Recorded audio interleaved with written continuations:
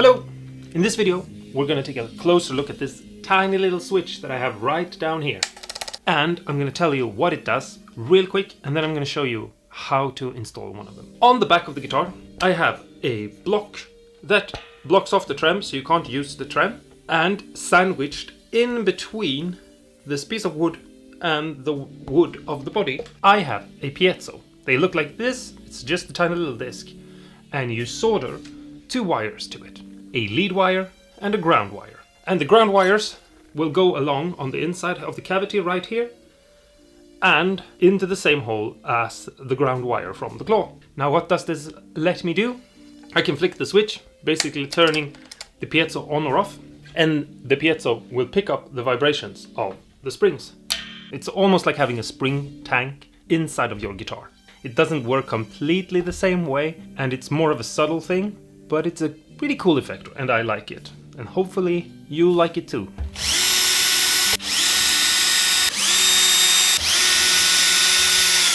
Okay, so I'm gonna try to explain here what you're seeing. It might be a little bit difficult, because I'm not able to get a really good picture. But here we have the switch.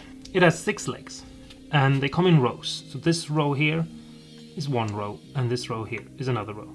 These upper 2 connections here, we are leaving alone, because when the switch is flicked so that these are connected, it will basically just be off. In the middle here, we have one ground wire that is going to the same place that all ground wires inside the guitar is going. Basically just grounded off on the back of a pot. It doesn't have to be the volume pot, but in most cases it is. And the other one is a red wire that goes from the middle position, just like the ground wire, but on the opposite side. And this wire, the red one, is connected to the out on the volume pot.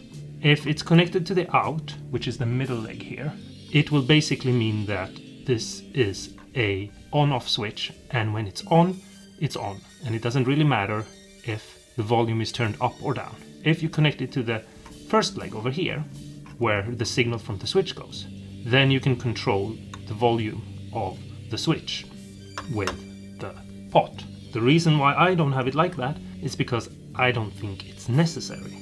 I either turn the effect on or I turn it off. It also allows me to turn the guitar basically off and have only the piezo, or to have both. If I have it connected to the first leg, then I have one volume for all 4 pickups, basically. There is no right or wrong, it's just an option. And I thought this was the more interesting one for me. You don't have to go that way. You decide for yourself. You could also remove one of the tone pots and make it into a separate volume pot, but then you wouldn't need the switch. The 2 first legs over here are connected to a ground wire here. This ground wire here is coming from the piezo pickup. So this wire goes into this black wire that you see hanging here, because both of them are clamped into this shrink tube plastic. And this is the ground that goes to the piezo pickup. It goes through the hole to the claw, and past the claw and the springs to the wooden block and the piezo. And on the opposite side right here, there is a capacitor. You don't have to use a capacitor. I just use the capacitor because it rounds off the piezo and makes it a little bit darker. It's basically like having a tone pot, except not having a tone pot. You could rewire this to be in the tone pot instead, so you would have one tone pot for the guitar and one tone pot for the switch. And this is something that I might do, I don't really know. You could also have a resistor or nothing at all. If you have nothing at all, you will have the full volume of the piezo pickup going directly into the switch. And it might seem a little bit harsh and sharp and make the guitar sound a little bit nasty. But if you like it, go with it. You can have a resistor, and that would lower the volume of the piezo. That could actually be maybe the best option, at least to start off with maybe, because it would make the piezo a more subtle effect thing. Or you could do like I and have a capacitor that just darkens up the piezo, almost like rolling the tone. After whatever you decide to have here or not have here, there is a wire that goes into this tube and goes to the positive of the piezo. That means that it goes down into the cavity and through and out on the side where the claw is, and down the springs and into the wood block where the piezo is. So basically you just have this switch right here, and you can select if you want these 2 connections here to be connected to these 2, or if you want these 2 connections here to be connected to this 2 connections here. I hope this makes sense. It's super easy to do. Basically all you need to do is drill a hole in your pickguard. So there is that. But if you decide to take this out, it's not any real problem for your guitar. You haven't done any mods that are, breaking the guitar. You've just drilled a tiny little hole in the pickguard.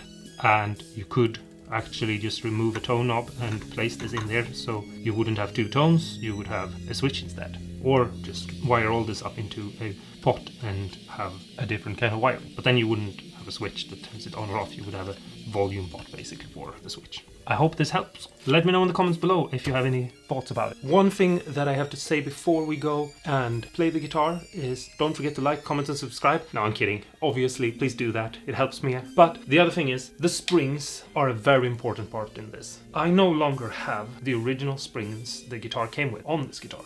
I bought one of these, which is a pack full of different kinds of springs, and I'm doing a bunch of weird spring experiments, and some are on the channel already and others will show up later, so stay tuned to that. But what I'm doing with this guitar is I'm changing out the springs and I'm trying out different springs and I'm seeing what will work the best for this, and I'm not sure I'm there yet. So if you don't like the way this guitar sounds when I show you, consider the fact that it's still a work in progress, and I'll do updates on this when I find something worth talking about. But you might have to find new springs. These springs that I have on the back here now are very loose and wobbly, and they're not perfect, but I think they are a lot better than the ones the guitar came for, at least for what I'm doing with the guitar right now, which is trying to create some sort of spring reverb tank thing. Anyway, let's go and play the guitar. But don't forget to stay awesome and cool and to try this weird mod out because it's awesome.